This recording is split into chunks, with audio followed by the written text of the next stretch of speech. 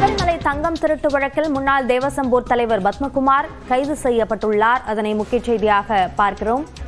தங்கம் திருட்டு வழக்கில் 5வது நபராக இவர் கைது செய்யப்பட்டிருக்கிறார். ஏற்கனவே 4 பேர் கைது செய்யப்பட்டிருக்கும் நிலையில் இது தொடர்பான சிறப்பு விசாரணை குழுவின் விசாரணை முடுக்கிவிடப்பட்டுள்ளது. அந்த வகையில் தற்பொழுது 5வது நபராக முன்னாள் தேவசம் போர்டு தலைவர் பத்மகுமார் கைது செய்யப்பட்டுள்ளார்.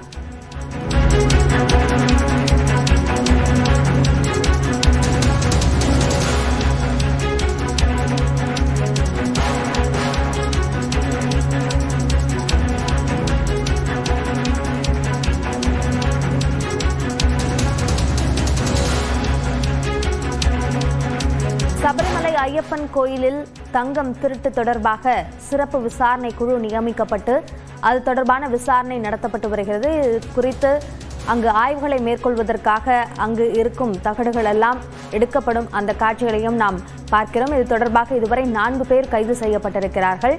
இந்த நிலையில் தற்போது முன்னாள் தேவசம் போர்டு தலைவர் பத்மகுமார் கைது செய்யப்பட்டிருக்கிறார். மொத்தமாக இதுவரைக்கும் 5 பேர் கைது செய்யப்பட்டிருக்கிறார்கள். இது குறித்த கூடுதல் விவரங்களை நம்முடைய செய்தியாளர் சஜயகுமாரிடம் கேட்கலாம்.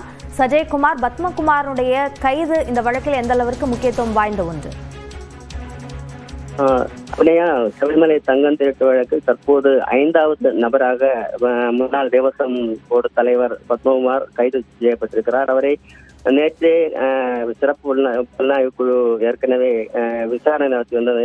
இப்போது கைதானது பதிவு செய்யப்பட்டிருக்கிறது. ஏற்கனவே இந்த விசாரணையில் உன்னிகிருஷ்ணன் போற்றி தங்கத்தை தெரிய வந்ததை தொடர்ந்து இந்த உயர் நீதிமன்றத்தால் அமைக்கப்பட்ட சிறப்பு புலனாய்வு குழுவினர் அவரை கைது செய்தனர்.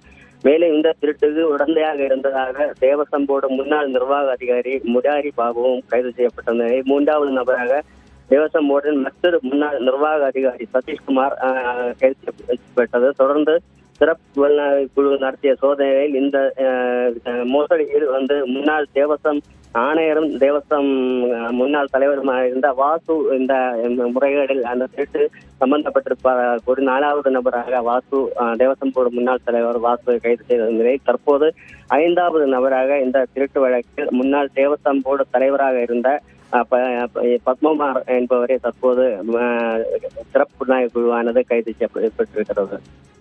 அபிநயா, விவரங்களுக்கு நன்றி சஜயகுமார்.